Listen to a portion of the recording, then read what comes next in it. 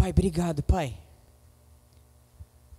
Nós te louvamos, nós te agradecemos pela sua palavra, pela sua voz, pela sua vontade. Que o Senhor se revele a nós, que o Senhor se manifeste a nós através da sua palavra, que é viva e eficaz. Nós queremos experimentar dessa porção nesse momento, para que nós possamos ser mais um pouco ministrados, edificados, transformados, acrescentados da sua graça, do seu favor, do seu conhecimento, da sua sabedoria e da sua revelação. Que o teu Espírito fale conosco através da sua palavra. Submetemos todas as coisas à direção do teu Espírito, tudo para que o Senhor seja sempre e sempre honrado. Em nome de Jesus. Em nome de Jesus. Em nome de Jesus. Amém? Hoje eu quero tratar sobre algo que Pedro, o Pedrão, o apóstolo Pedro, tratou, escreveu, a sua primeira carta que ele direcionou. E ele direcionou essa carta a igrejas. E eu quero falar o que ele escreveu lá em 1 Pedro, na primeira carta de Pedro, no capítulo 2. Eu vou ler a partir do verso 4. Eu vou ler a partir do verso 4. Olha o que ele fala aqui em 1 Pedro, no capítulo 2. Eu vou ler agora o verso 4 e o verso 5. Chegando-se a ele falando de Jesus aqui, a pedra que vive, rejeitada, sim, pelos homens, mas para com Deus, eleita e preciosa. Também vocês, como pedras que vivem, são edificados casa espiritual para serem sacerdócio santo, a fim de oferecerem sacrifícios espirituais, agradáveis a Deus, por meio de Jesus Cristo. Amém? Depois eu vou continuar lendo aqui esse capítulo, vou pular um pouquinho depois, mas eu quero aqui nesse momento tratar aqui dessa parte. Pedro aqui falando com essa igreja, ele dizendo aqui algumas coisas, e ele faz uma conexão muito profunda e umbilical com algumas coisas que foram expressas, declaradas, ditas, profetizadas no Antigo Testamento.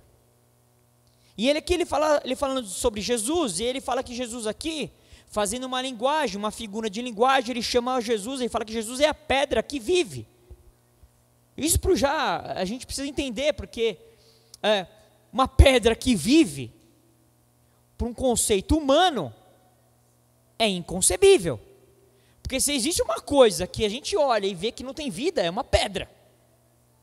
Se você pegar uma pedra na mão, você vai ter certeza que aquilo é um objeto que não tem vida nele próprio. Diferente se você pegasse uma planta, que tem um tipo de vida, que não é lógico, não é a vida do homem, não é a vida do ser humano, mas ali existe vida, um tipo de vida. Mas uma pedra não tem. E ele fala que existe uma pedra que vive. Essa aqui é uma linguagem do reino. Deus faz isso várias vezes, inúmeras vezes na palavra. Ele usa uma linguagem para explicar para nós os princípios, a verdade do reino. E ele usa uma linguagem, que ele usa elementos, por vezes, naturais, para explicar o espiritual. Pedra que vive. E ele fala que essa pedra foi rejeitada. Ele fala, sim, pelos homens. Os homens a rejeitaram essa pedra. Mas ele fala que com Deus, essa pedra foi eleita, ela é eleita e preciosa. Jesus é essa pedra. E aqui ele faz uma conexão daquilo que aconteceu em Jesus, o que Jesus inaugurou um novo tipo de homem, um novo tipo de pessoa. A palavra fala isso também em outro trecho, que Jesus inaugurou um novo homem, existe agora um novo tipo de gente, inaugurado em Cristo Jesus. E aqui ele está fazendo essa conexão de Jesus, e faz essa conexão com esse povo, que é dele, que ele constituiu. E ele fala assim, também vocês. Vocês quem? A igreja, o povo dele, os filhos dele, também vocês, como pedras que vivem. Somos pedras que vivem. Ele fala mais aqui de nós. Somos edificados. Casa, outra figura natural que aponta para o espiritual, mas ele fala casa espiritual. Para serem o quê? Sacerdócio santo. Uma figura aqui, agora ele utiliza uma figura do Velho Testamento, a figura do sacerdote, para dizer que nós, as pedras que vivem, aqueles que estão em Cristo, somos edificados uma casa espiritual para sermos sacerdócio santo. A fim de quê? Oferecerem sacrifícios. Não mais aqueles sacrifícios que eram oferecidos antes pelos sacerdotes da linhagem, da tribo de Levi, que vieram de Arão. Não esse tipo de sacerdote. E nem também tampouco os sacrifícios que eles ofereciam. Porque eram oferecidos diariamente sacrifícios. E não esses sacrifícios naturais. Um cordeiro, uma pombinha, nada disso. Ofertas queimadas, nada desse tipo mais. Mas agora são sacrifícios espirituais. Agradáveis a Deus. Mas existe um canal pelo qual você oferece esse sacrifício. Por meio de Jesus Cristo. Uau! 2 versículos com tanta profundidade, tanta revelação de Deus aqui, que é evidente que eu não sou louco de pensar que eu consigo esgotar isso aqui. É evidente que não. Eu vou tentar, pela graça de Deus, trazer aquilo que Deus me trouxe ao coração, mas aqui existe muita profundidade aqui. Existem muitas coisas que Deus diz, quem Ele é, quem Jesus é, quem nós somos. E por que nós fomos constituídos para esse tipo de coisa? Oferecemos sacrifícios. Opa, primeira coisa que eu preciso entender, que nós somos uma casa espiritual. Em Jesus, como eu falei, Ele inaugurou um novo templo. Porque os judeus estavam acostumados a irem a Jerusalém. Isso foi desde sempre, quando eles foram constituídos, para irem a Jerusalém, para adorar a Deus. Eles iriam até Jerusalém, porque em Jerusalém se encontrava o templo natural, estava estabelecido em Jerusalém. Eles iam lá para adorar. E o judeu acredita nisso até hoje. A guerra que existe lá é porque eles querem restabelecer, reconstruir um templo, mas ali existe uma guerra militar até com uma outra nação, com os palestinos. Não quero entrar aqui, mas eu quero dizer que os judeus eles iam para Jerusalém em busca do templo, porque eles entendiam que ali era o lugar de adoração. Mas Jesus inaugura um novo templo, uma nova forma, um novo entendimento daquilo que Deus queria que acontecesse. Porque agora, nós, os crentes, os filhos de Deus, o povo de Deus, nós é que somos o templo. Eu sou a casa espiritual. É evidente que eu sozinho sou casa, mas eu preciso, para eu ser casa, eu tenho que estar conectado com esse povo, com essa igreja, porque eu sozinho, por mim mesmo, sem estar conectado ao corpo de Cristo, sem estar conectado ao povo de Deus, sem estar conectado nesse edifício que Efésios diz, que nós somos um edifício, sozinho, não sou. Mas a minha conexão tem que ser evidente, uma conexão espiritual. Estou conectado espiritualmente, mas não somente. Porque eu posso usar o tal do argumento, não, eu sou do Senhor, eu sou a igreja, irmão. Então eu posso estar em qualquer lugar, assim, eu não quero me envolver com essas coisas, mas isso é um equívoco de alma, isso é um sofisma. O que é um sofisma? Sofisma é uma mentira que tem uma capa de verdade. Ele quer transparecer que é uma verdade, mas é um engano, é uma mentira, é um sofisma. E nós agora que somos o templo, Deus estabeleceu um templo que nessa casa Ele habitaria. Uau! Isso aqui é muito profundo. E eu tenho uma convicção que nós, o povo de Deus, a igreja de Deus, ainda não entendeu a profundidade disso. Eu sou uma pessoa, um ser humano, que tem um Deus que habita em mim. Isso é muito poderoso. Isso é algo muito forte. Eu não consigo compreender a profundidade, a extensão, a largueza, a altura disso tudo. Talvez a gente tenha uma microgotícula do entendimento disso, porque Deus habitando em mim é algo muito profundo. Mas foi assim que Ele estabeleceu. Esse era o projeto dele desde sempre. Deus em nós. A Bíblia diz que o mistério foi revelado. Que mistério esse que foi revelado? Cristo em nós. Não é Cristo com a gente. É Cristo em nós. E Deus estabeleceu esse templo que nós somos e que nele habitaria. E com isso se restabeleceu, na verdade se estabeleceu, porque isso ainda não existia, uma nova forma de adorar, muito superior. Porque antes a adoração era física, tinha que ter um lugar físico, era geográfico, tinha uma referência geográfica. Hoje a referência não é mais física, os meus olhos naturais não veem, os meus ouvidos naturais não ouvem, a minha mão não apalpa. Não adianta ir lá para Jerusalém e ficar no Muro das Lamentações tocando lá, porque não, Deus não está lá. Aquela é a Jerusalém natural. Aquela é a Jerusalém que se perdeu no processo, não entendeu o que aconteceu. Aquilo é apenas hoje pedras mortas, que não vivem. As que vivem somos nós. Somos pedras que vivem. Somos a casa. Somos o templo. Nós nos tornamos a habitação de Deus por meio do Espírito. É isso que a palavra nos diz. Nós queremos aleluia, o glória a Deus, os milagres, as bênçãos. Mas maior bênção do que essa, você é um portador do Deus Altíssimo. Uau! Cara, isso é motivo de você temer e tremer. Eu queria, só para a gente fazer um entendimento, de como que eram as construções na época da Babilônia e na época do Egito.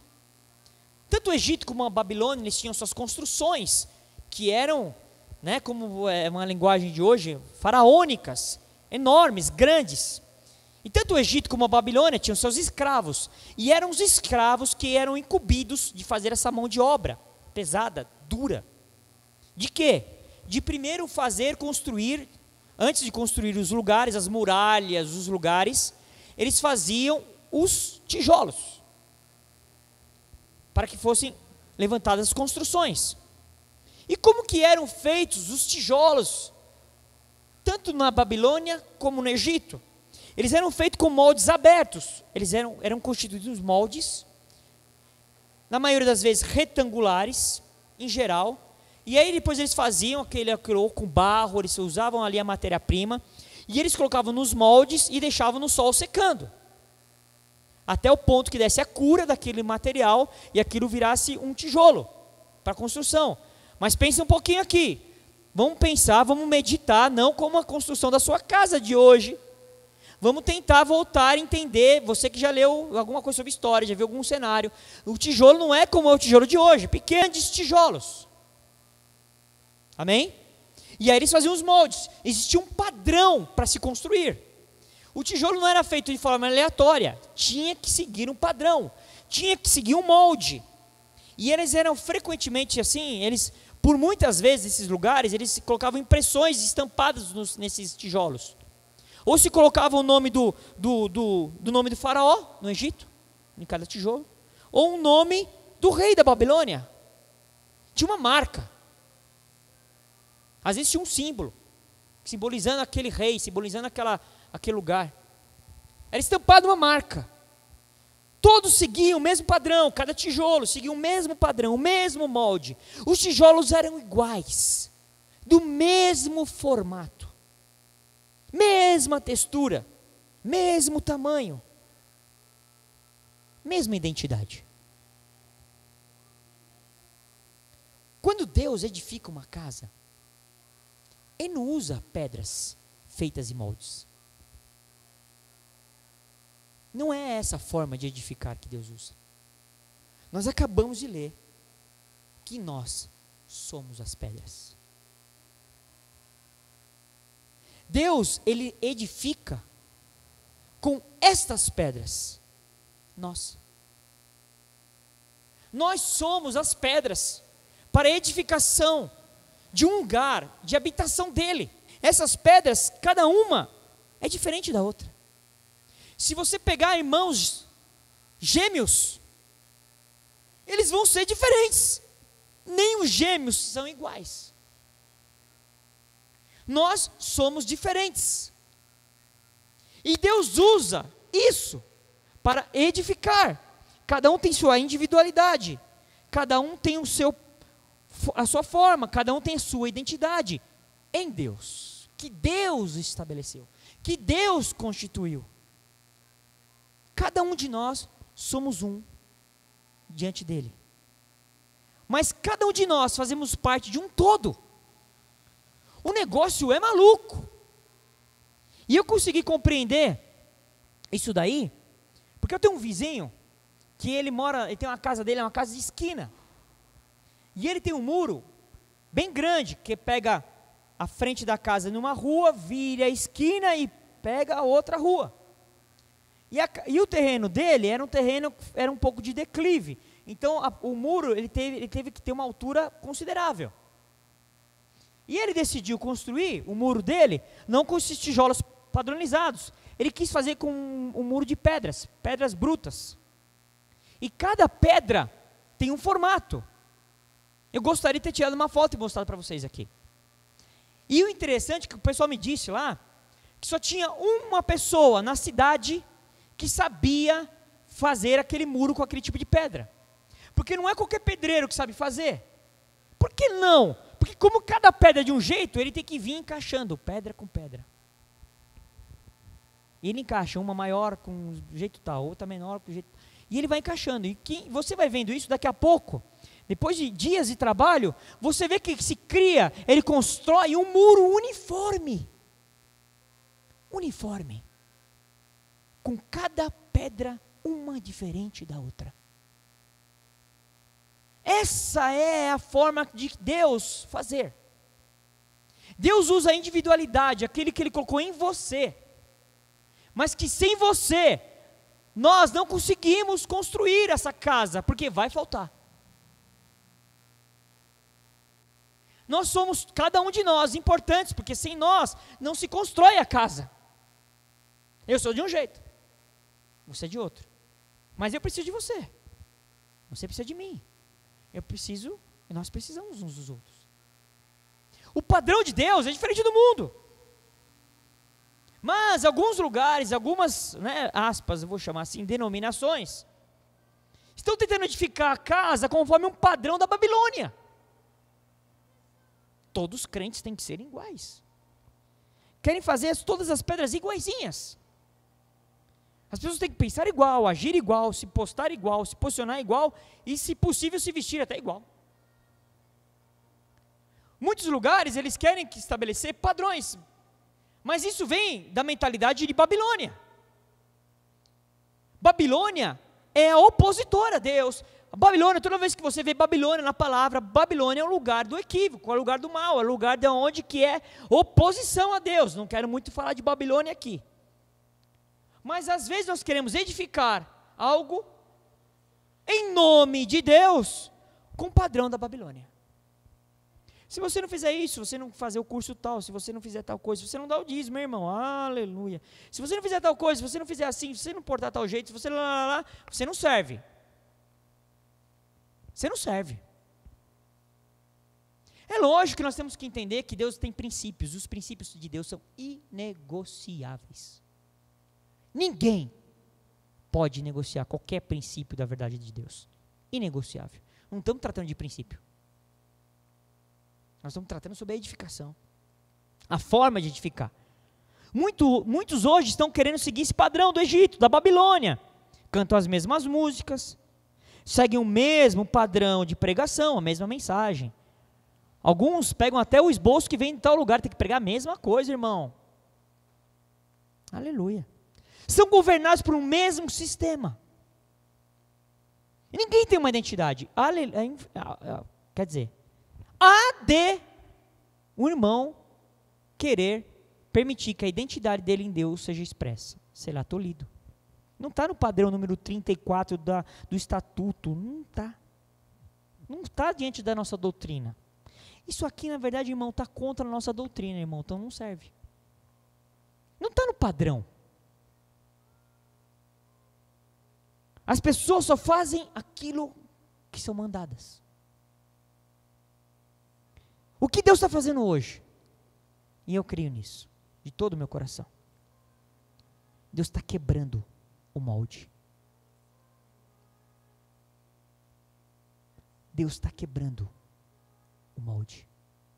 Deus está desfazendo no meio do povo dele o padrão de Babilônia, o padrão do Egito. Nós temos que destruir, derrubar as estruturas babilônicas e farisaicas que estão estabelecidas no meio do povo.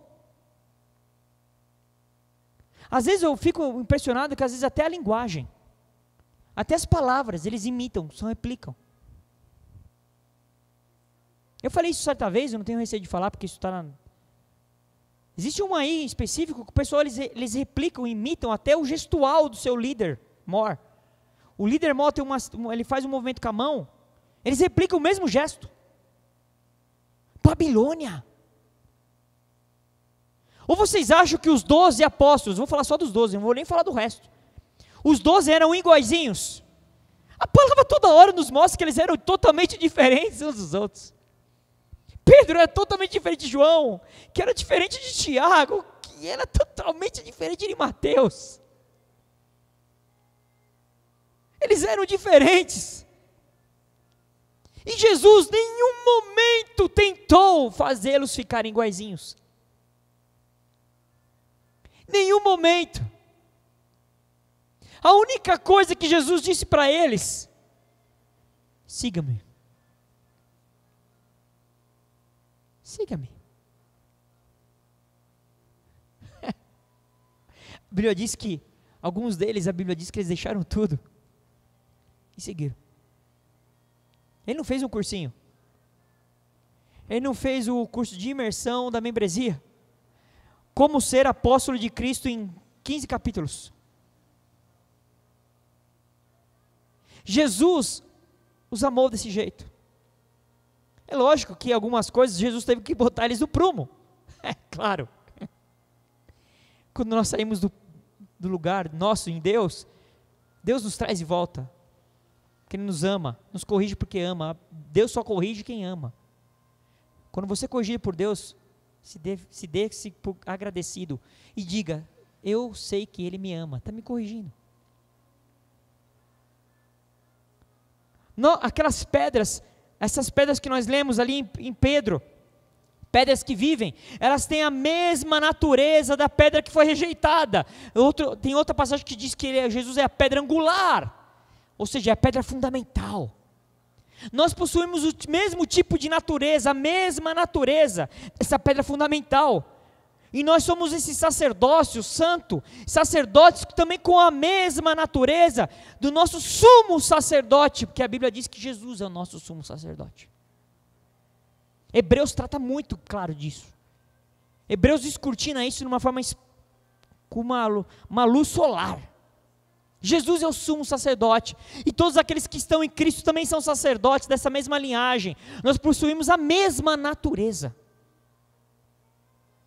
Esse sacerdócio tem a mesma natureza do sumo sacerdote, que inaugurou, que a Bíblia diz que ele abriu, ele deu acesso. A Bíblia diz que aquele véu que estava lá no templo, quando Jesus morre, ele é rasgado de cima a baixo. O acesso é dado. Quem fez isso? O sumo sacerdote. O sacrifício dele oferecido. Nós não podemos mais edificar com alicerces duvidosos da religião, alicerces duvidosos da doutrina humana, dos equívocos de mente, de um evangelho sentimental, de um evangelho raso, o evangelho vem do jeito que se retar, porque eu vou resolver todos os seus problemas. Nós não podemos mais estabelecer a edificação com base nessas coisas, porque elas não são a verdade da palavra. Nós temos que trazer a demolição essas estruturas pensantes que não estabelecem o reino, pelo contrário, são opositores. Como aconteceu na época de Neemias. Quando Neemias se decide reconstruir os muros, a Bíblia diz que se levantaram opositores. Toda vez que você se posicionar em Deus, os teus opositores também se levantarão. Porque o inimigo sabe que nós, quando estamos reagindo, funcionando, debaixo da direção de Deus, respondendo ao chamado dele, nós somos um perigo para o inferno. Nós somos um perigo para as obras astutas do inimigo. Mas por que também tem pessoas que não querem edificar dessa forma? Porque fazer uma edificação vai demandar, por vezes, alguns rompimentos. Porque alguns têm medo dessa demolição, porque sabem que vão ter que enfrentar processos internos, interiores, e com algumas pessoas. Porque muitas vezes vai ter que romper com relacionamentos babilônicos. E eu não estou falando do mundo aqui, eu estou falando da mentira que vem de uma religião que quer nos escravizar. E aqui eu não estou falando de rompimento de briga, de contenda, eu estou falando de romper de relação, no mesmo caminhar. Eu tenho que romper, eu tenho que falar assim, basta, chega. Eu não vou mais me sujeitar a esse tipo de coisa.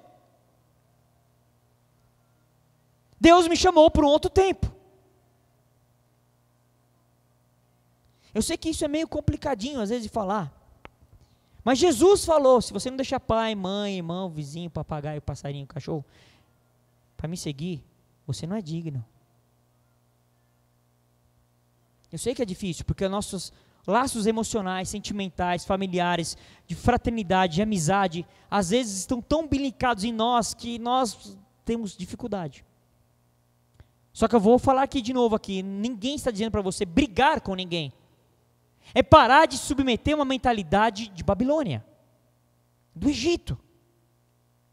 Mas aí, continuando lá no texto que nós estávamos, em 1 Pedro 2, a gente vai dar um pequeno pulo, um pequeno salto, nós vamos para o verso 9. Porque no verso 9, Pedrão, ele diz algo aqui, ele faz uma declaração. E ele aqui, inspirado pelo Espírito de Deus, ele traz uma declaração sobre nós, ele faz uma declaração de algo que nós somos. Ele fala assim, verso 9, vocês, porém, são, opa, tem algo aqui que ele está dizendo que eu sou, não é que eu irei ser, não é lá na frente, ou como alguns podem dizer, lá no céu, não, ele fala assim, algo que nós somos. Ele fala assim, porém vocês são geração eleita, sacerdócio real, nação santa. Nós somos povo de propriedade exclusiva de Deus.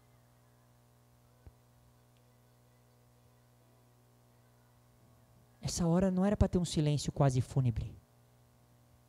Essa hora era para ter um rugido de glória, de regozijo.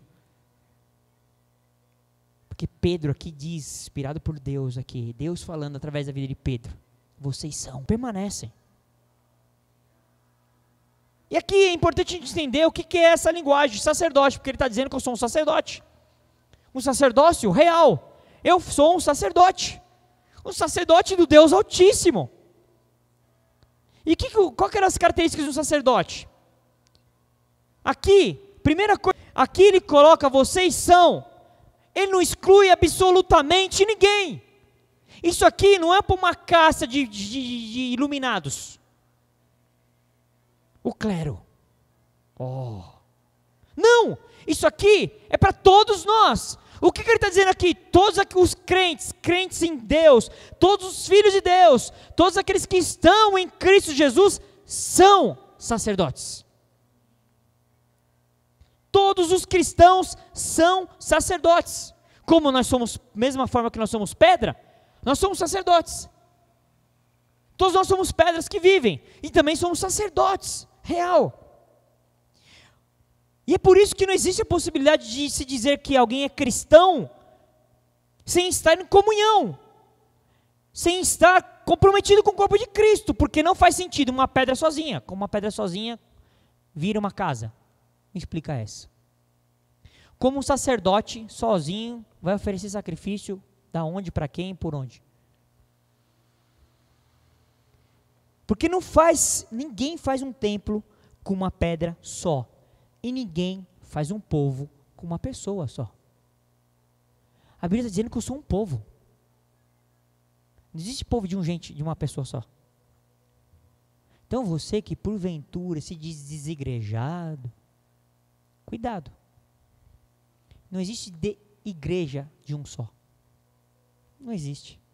Eu sei que às vezes a gente não gosta muito de ouvir isso, porque alguns vêm com aqueles argumentinhos, mas tem muita falsidade, eu sofri, e blá, blá, blá, blá, e blá.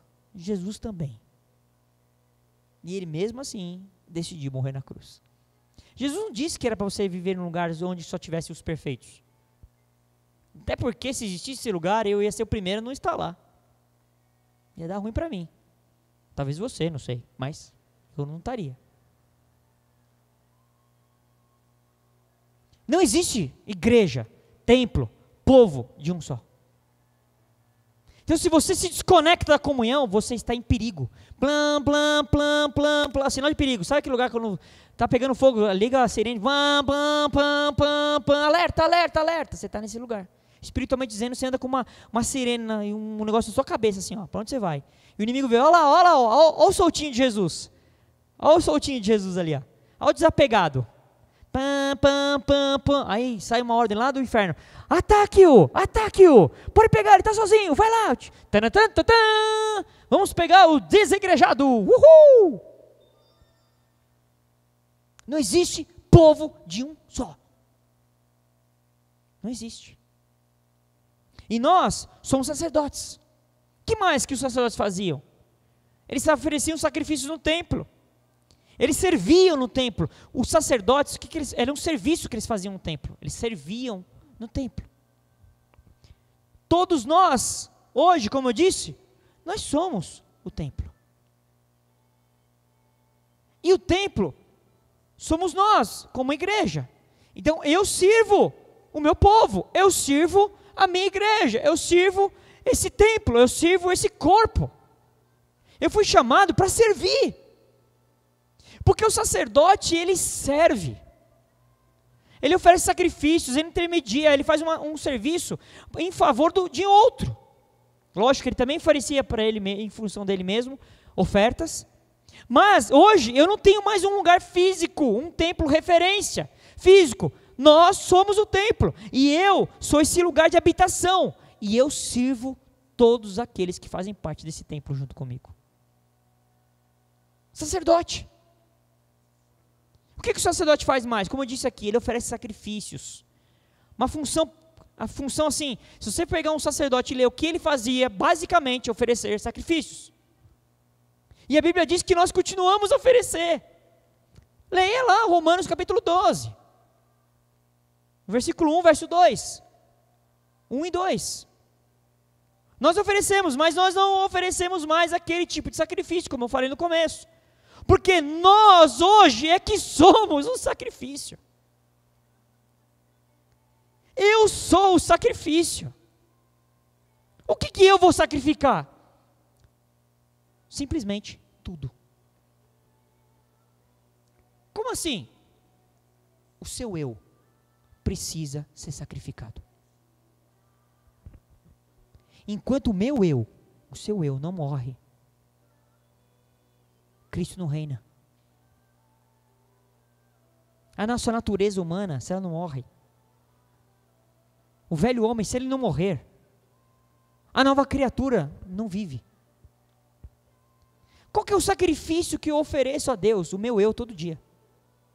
Sacrifício racional, a Bíblia diz lá em Romanos capítulo 12. É intencional.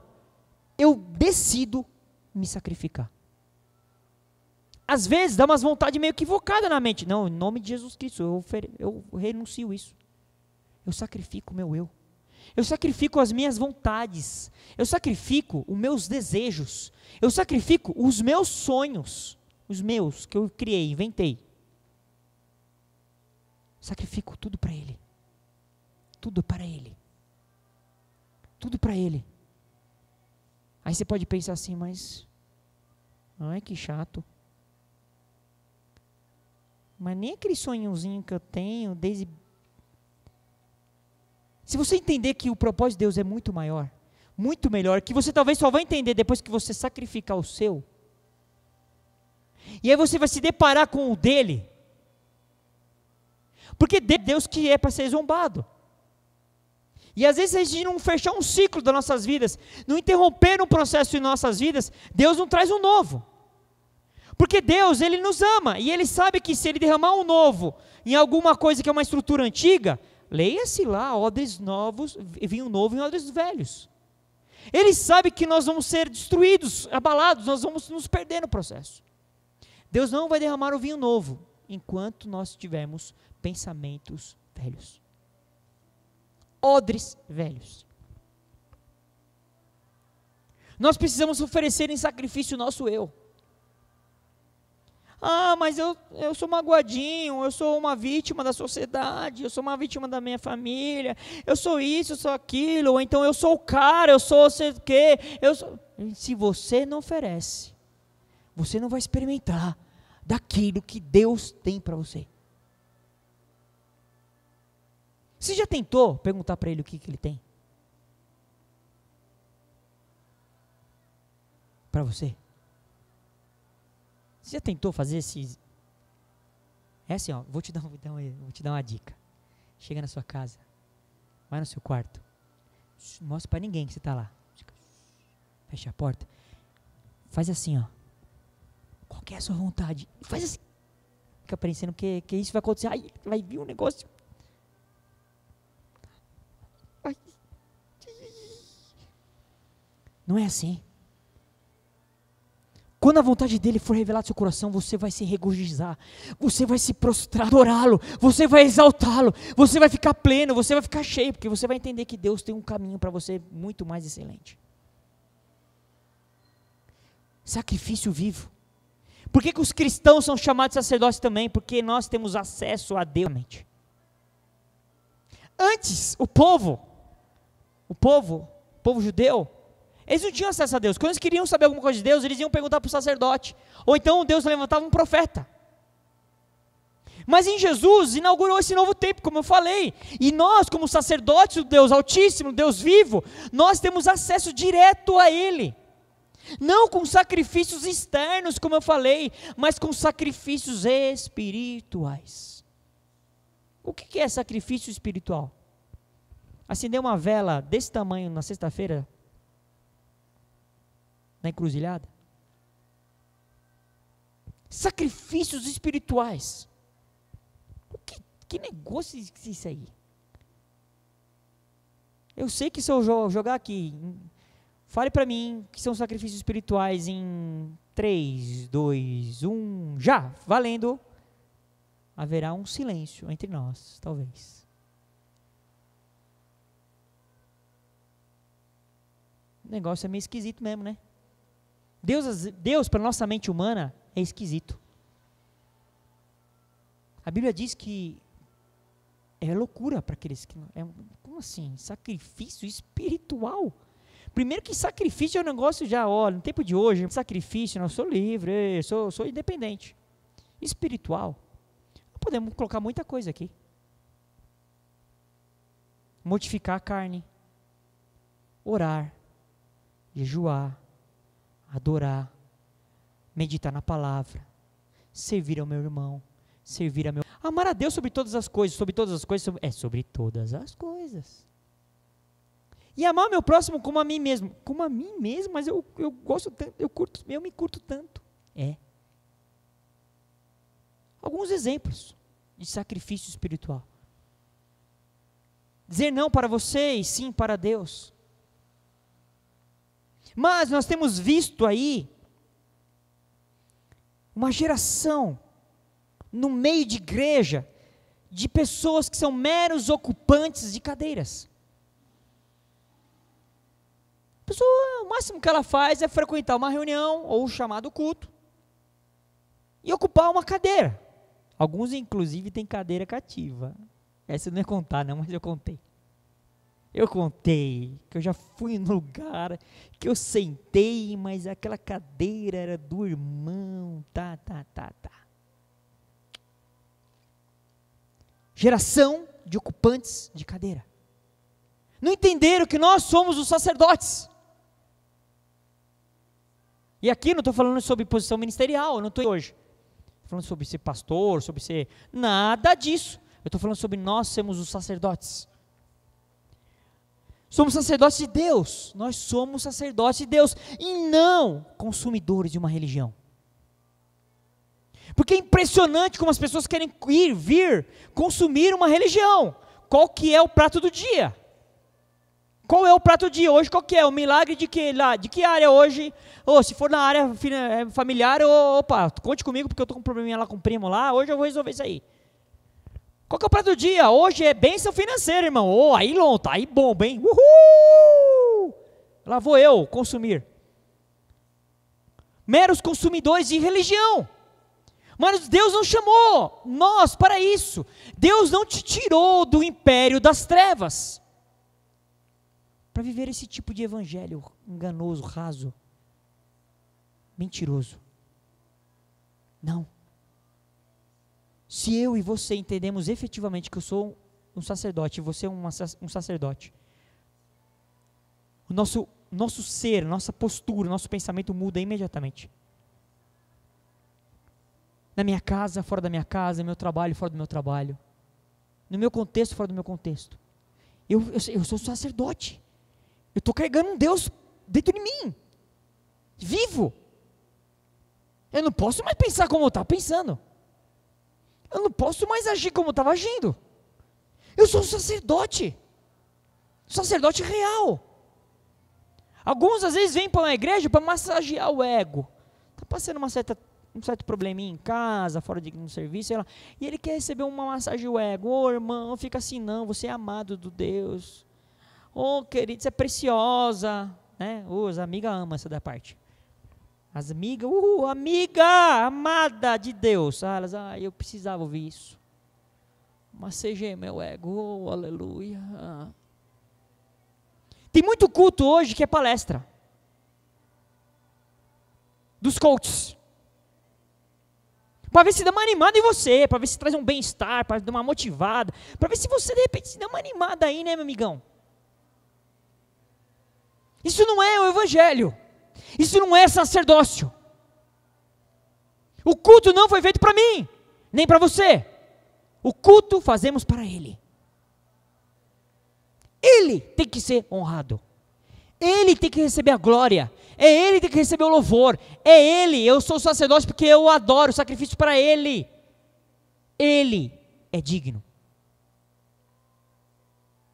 Se você não está satisfeito com o que você está produzindo para o reino, se aquilo que nós estamos fazendo hoje, nós estamos satisfeitos, tá bom assim.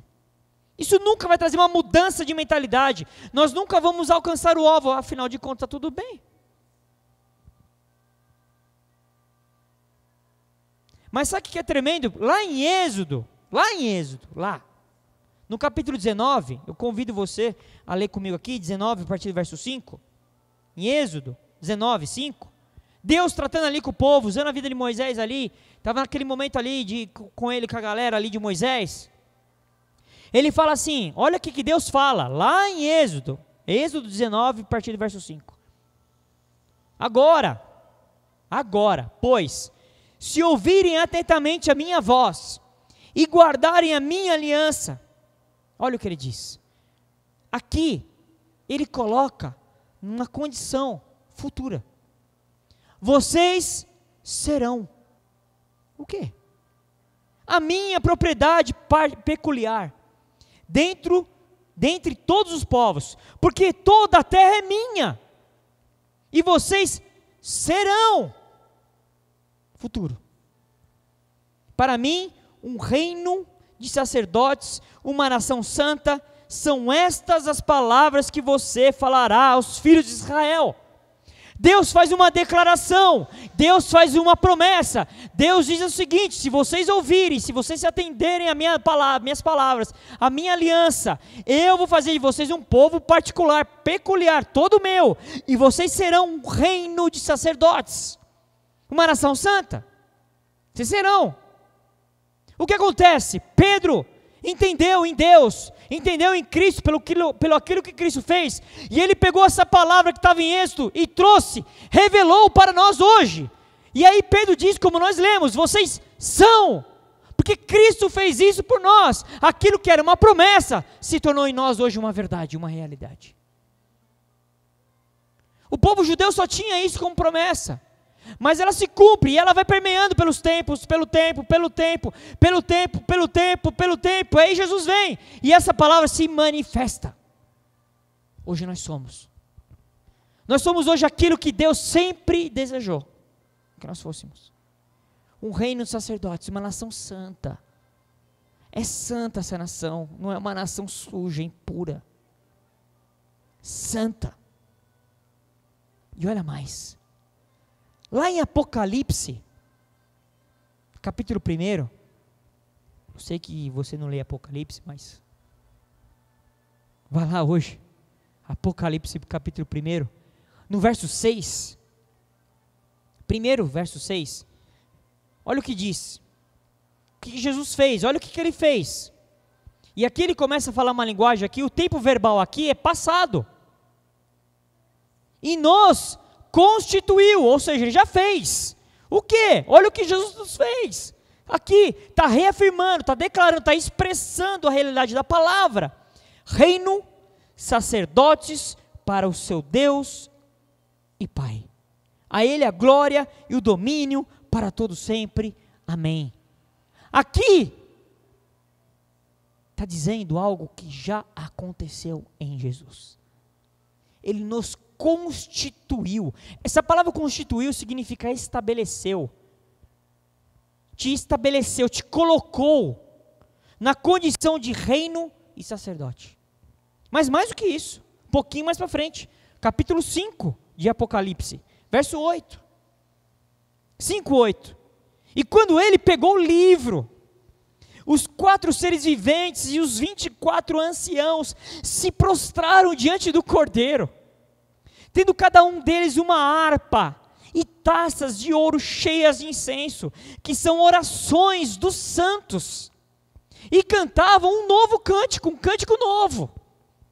Como que era? Dizendo: digno és de pegar o livro e de quebrar os selos, porque foste morto, está falando de Jesus aqui, e com teu sangue compraste para Deus os que procedem de toda tribo, língua, povo e nação. Verso 10, e para o nosso Deus os constituísse, verbo, tempo verbal passado, reino e sacerdotes.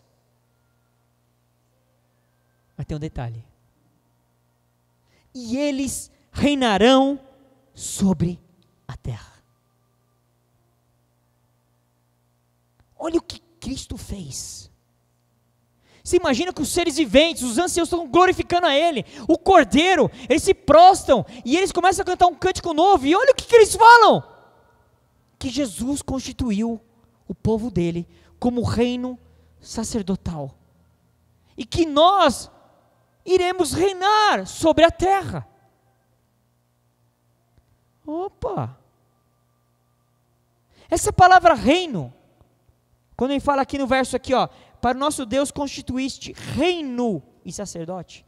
Essa palavra reino, no original, significa realeza, soberania, autoridade, governar, especialmente de Deus, tanto no mundo, através do coração dos homens, como no reino no sentido concreto. Deus estabelece um povo que perdeu em Adão o governo da terra. O que Adão perde quando ele peca? Ele perdeu a administração da terra, o governo sobre a terra. Ele vai e concede a Satanás. Ele podia fazer qualquer coisa. Aí ele pecou. E aí ele dá ao Satanás essa autoridade que perdeu. Mas Cristo, em Cristo, é restabelecido esse domínio, esse reino. Nós estamos tratando de um reino. Não é qualquer reino. É o reino de Deus. Não é o reino de soberanos homens e soberanos humanos que escraviza outros, infelizes humanos do mundo. Não é isso. É um reino espiritual. Mas que esse reino espiritual influencia a terra. Governa a terra. Como assim?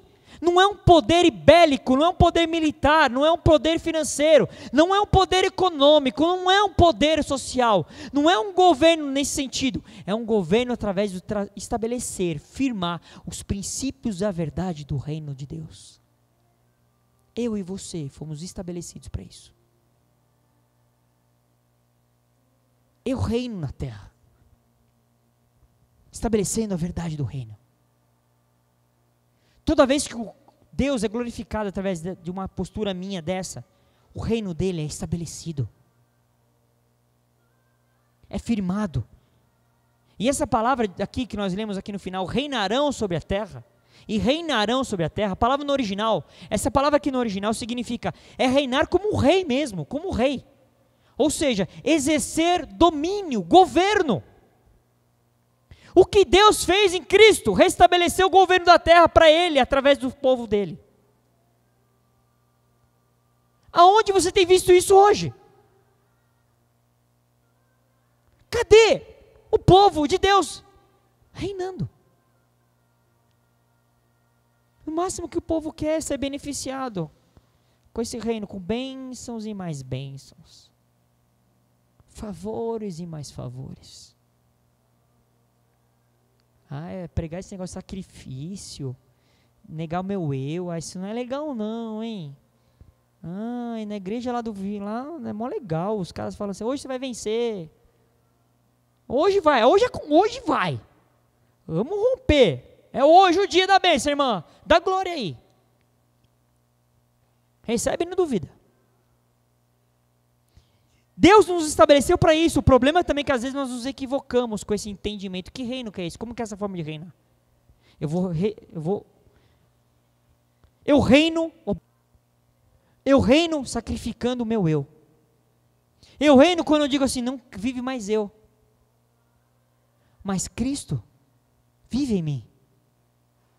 Quando eu faço isso, quando eu creio nisso e vivo isso, Deus reina. Deus reina. Eu estava reinando, o meu eu estava soberano. Eu desconstituí o meu eu e constituí o sacerdote que Deus me estabeleceu. E dei para ele o governo da minha vida a ele. Quando eu pego o governo da minha vida, a minha vida, e dou para ele, Deus reina. E aí onde você estiver, você está reinando. Porque não é você, é ele. Vamos falar de novo, o que Paulo disse, não vive mais eu, mas Cristo vive em mim. Então quando você tiver pensamentos equivocados, eu sou isso, eu sou aquilo, ou tanto no lado ruim, assim, negativo, que eu falo assim, eu não sou nada, eu tenho medo, eu não consigo, eu não sei o quê, Deus não está reinando. E da mesma forma que você estiver pensando, eu sou bom, eu sou o cara, eu consigo, vai atrás dos seus sonhos, Deus também não está reinando. Mas você. E Deus quer tirar isso de nós.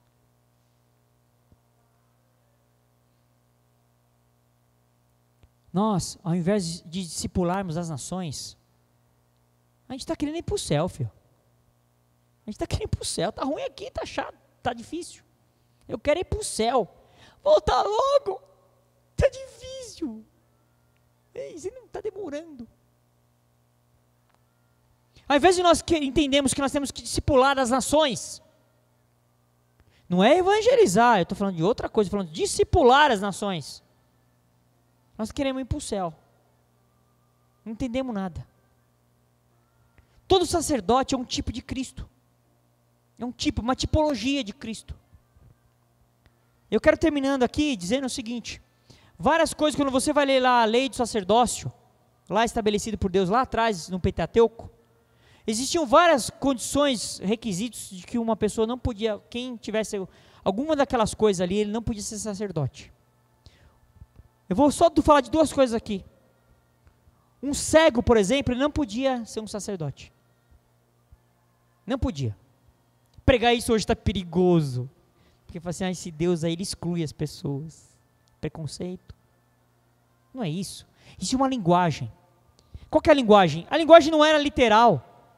A linguagem é espiritual. Quando Deus fala isso, Ele está querendo falar para nós hoje o seguinte: ninguém que é cego, que não tem a visão do reino, que não entende reino, que não tem os olhos espirituais abertos, esses não podem ser sacerdotes. Não enxergam nada. Não veem Deus em nada. Não entendem Deus em nada. Não compreendem Deus em nada. Estão cegos. Porque a Bíblia diz que o Deus desse mundo cegou o entendimento. Esses não podem ser sacerdotes. Sabe quem também não podia ser sacerdote? Os coxos. Os aleijados. Mas puxa, que exclusão, hein? Nossa, Deus não é inclusivo? Não é a mensagem que Ele está querendo dizer. As pessoas que eram coxos, como que eles se moviam? Eles se arrastavam. Não existia cadeira de rodas, não existia nada disso. O cara, para se mover, ele se arrastava. O que Deus está dizendo hoje? Tem muitos hoje que estão tendo a sua vida arrastada. Arrastada. Ou estão mendigando coisas porque não entendem nada, estão se vitimizando, estão se entregando, estão com preguiça, ou estão com dúvida, ou incredulidade, ou com maledicência, ou com palavras torpes, coisas equivocadas, estão se arrastando, se arrastam. Esses não podem ser sacerdotes. Você olha para a vida da pessoa, um arrasto só, é uma murmúria, uma lamentação, é uma falta de graça, uma falta de revelação, tudo não está bom, tudo está ruim, tudo, você fala uma coisa nova, aí não sei, será? E se chover naquele dia, mas você não quer, tudo dá um arrasto, uma dificuldade. Os coxos não podem ser sacerdotes. Deus está ressignificando todas as coisas hoje, e abalando tudo que é abalável. O que é abalável nas nossas vidas, Deus nesse tempo está abalando. Tudo que é abalável. Para tirar. Para tirar. Se sua base de vida, o seu sustento, a sua graça, é o que você tem de recursos econômicos, se é pela a sua condição social, ou se é pela sua herança familiar, ou por causa da sua postura ministerial, tudo isso é abalável. Se você colocou isso como um estandarte, como um baluarte da sua vida, Deus vai abalar. Não é porque Ele é ruim não, é porque Ele te ama. Porque Deus corrige quem ama. Ele está mudando isso e fazendo desmoronar os paradigmas que estão exaustos, vazios, por causa de uma religião consumista que a gente se adaptou. A gente se adaptou a viver uma religião consumista. Os crentes hoje estão com esse tipo de perfil. Eu sou daquela religião. Qual é a religião? Aqueles dos consumistas. Daqui a pouco a igreja vai mudar de nome, Shopping Center. Eu termino dizendo aqui o que está escrito em 1 Timóteo 3,14. 1 Timóteo 3,14. Paulo escrevendo ao seu filho da fé, Timóteo. Escrevo-te estas coisas, esperando ir ver-te em breve. Verso 15. Para quê? Se eu tardar, fique ciente de como se deve proceder na casa de Deus, que é a igreja do Deus vivo, coluna e baluarte da verdade. Paulo, orientando Timóteo, diz: Timóteo, meu filho, filho amado, meu filho, filho da fé, você tem que entender como você deve proceder na casa de Deus. E ele fala: o que é essa casa de Deus? É a igreja do Deus vivo, que é o quê? Coluna e baluarte da verdade. O que é um baluarte? O que é uma coluna? O que é um baluarte? Os engenheiros de plantão aí me ajudam? Coluna e baluarte é algo que dá sustentação para um prédio. Nós somos aqueles que devemos ser aqueles que sustentam o reino. Porque aqui ele fala, coluna e baluarte da verdade. Mas igreja não é um parquinho de diversões? Bom, legal. Igreja não é um lugar onde que as pessoas vão ali me tratar bem. Não, a igreja é o lugar que é um lugar de que ela é uma coluna e baluarte da verdade. Deus está levantando a igreja verdadeira, sem nome, sem título, sem dogmas, sem questões humanas. Deus está estabelecendo uma igreja que entende que ela é o baluarte da verdade. E o último versículo que eu quero ler aqui, 2 Coríntios 2,17. Porque nós, 2 Coríntios 2,17, porque nós não estamos, como tantos outros, mercadejando, olha essa palavra, mercadejando, ou seja, pode ler assim também, negociando, mercadejando o quê? A palavra de Deus. Olha que palavra forte. Ele fala, pelo contrário, em Cristo é que falamos na presença de Deus. Esse aqui é um sacerdote, com sinceridade e da parte do próprio Deus. Uau! Nós somos a igreja do Deus vivo. Nós somos sacerdotes reais. Nós temos em nós o sacerdócio do Deus santo, que é verdadeiro, que é correto. É esse Deus que nós cremos, que nós confiamos e que nos constituiu como sacerdotes. Que nós possamos entender essa identidade que nós temos em Deus. Desde o mais novo, do mais jovem. Isso aqui não é para os idosos, para os velhinhos, para os anciãos. Porque sacerdote parece uma coisa meio de velhinho, né? Sacerdote, parece um tiozinho com uma barbinha branca. Sacerdote é todos aqueles que estão em Cristo Jesus. Desde os mais novos até os mais velhos, todos nós somos sacerdotes real de um Deus vivo. Que você entenda isso no teu espírito em nome de Jesus. Amém?